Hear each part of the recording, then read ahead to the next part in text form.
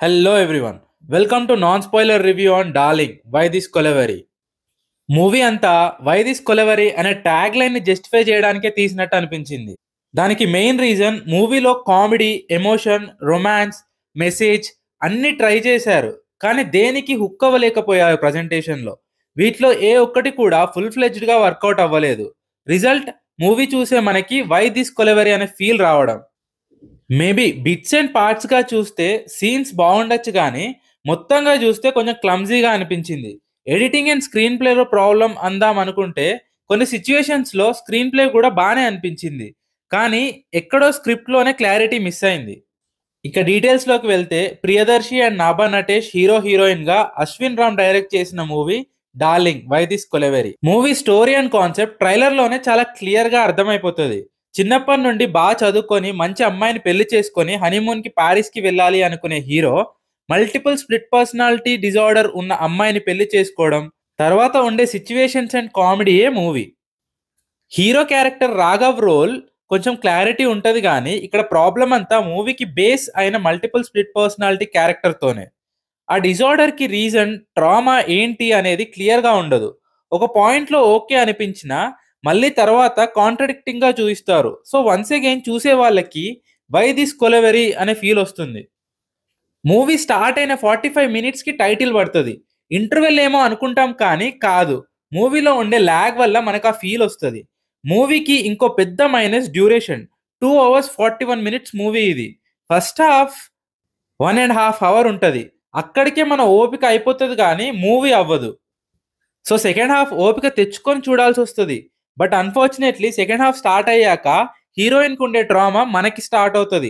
ఆ split personality సింపుల్గా వస్తుంటాయి పోతుంటాయి. నాభా నటేష్ యాక్టింగ్ అస్సలు సెట్ అవ్వలేదు. యాక్టింగ్కి స్కోప్ ఉంది కానీ పర్ఫార్మెన్స్ కంప్లీట్లీ జీరో. ఎక్స్ప్రెషన్స్ లేవు. ఆ డబ్బింగ్ అండ్ బాడీ లాంగ్వేజ్కి కూడా సింక్ లేదు త్రూ అవుట్. ఇక నాభా నటేష్ సర్జరీస్ అవి తన పర్సనల్, వాటి మీద మనం కమెంట్ చేయలేం కానీ చీక్స్లో ఫిల్లర్స్ చాలా ఎవిడెంట్గా ఉండడం వల్ల కూడా పెద్దగా ఎక్స్ప్రెషన్స్ కనబడలేదు. So visually not so good. And split personalities గురించి అపరిచితుడు, చంద్రముఖి లాంటి మూవీస్లో చాలా బాగా చూపిస్తారు. అండ్ ఆ పర్సనాలిటీస్ నుండి రికవర్ అవ్వడానికి ఎన్నో ఎఫర్ట్స్ పెట్టడం చూస్తాం.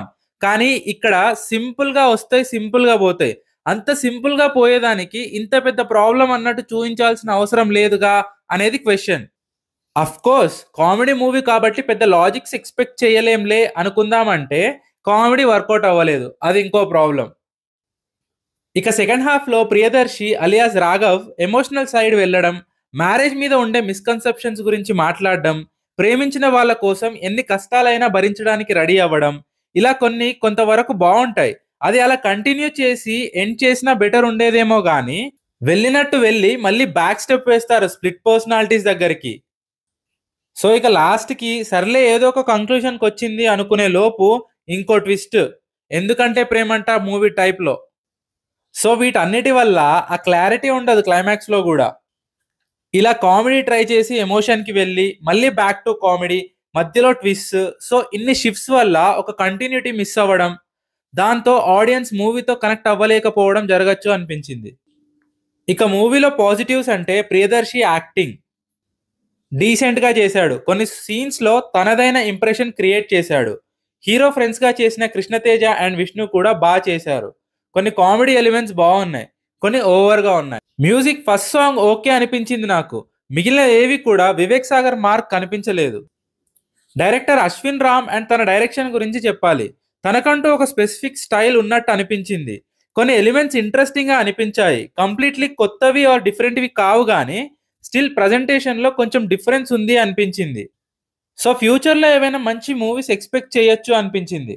ఫర్ ఎగ్జాంపుల్ మూవీ స్టార్ట్ అయిన 45 మినిట్స్కి సిచ్యువేషన్ వచ్చినప్పుడు టైటిల్ వేయడం, జర్సీ మూవీలో ట్రైన్ సీన్ లాగా ప్రియదర్శి ఎమోషన్ బయట పెట్టడానికి తీసిన సీన్, హీరో ఫ్యామిలీ అండ్ పెళ్లి మీద మాట్లాడే సీన్, ఇవన్నీ ఆర్ గుడ్ ఎలిమెంట్స్. కానీ ఇంకా ఎఫెక్టివ్గా అండ్ ఇంపాక్ట్ఫుల్గా తీయొచ్చు అనిపించింది. ఓవరాల్గా మూవీ లాగింగ్ కానీ నాట్ వెరీ బ్యాడ్ అనిపించింది నాకు. సో మూవీ చూశాక మీకు ఎలా అనిపించిందో కమెంట్ చేయండి. That's all about darling why this kolaveri.